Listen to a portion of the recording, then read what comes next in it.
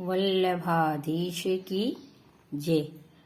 आज देखते हैं बनारस से मेरी बहू लड्डू गोपाल के लिए, लाडीले लाल के लिए क्या खिलौना लाई है। वाह, तो कितना सुंदर है ये खिलौना। तो ये लाडीले लाल इससे खेलेंगे। तो ये कैसे चलता है हम देखेंगे।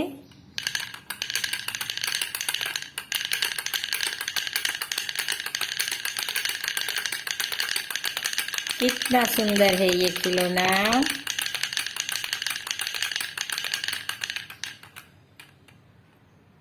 तो ऐसा खिलौना मेरी बहू लाडीले लाल के लिए लेके आई है।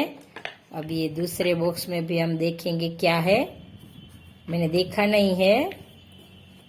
तो ये पहली बार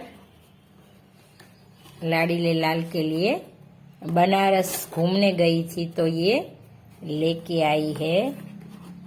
कितना सुंदर ये खिलौना है। तो ये भी ऐसा ही है, ऐसे चलता है, मोर है, कितना सुंदर है। तो आप भी बनारस घूमने जाओ तो ऐसे बहुत सुंदर खिलौने वहां पे मिलते हैं। अपने लाडीले लाल लड्डू गोपाल के लिए लेके आना। जय श्री कृष्ण।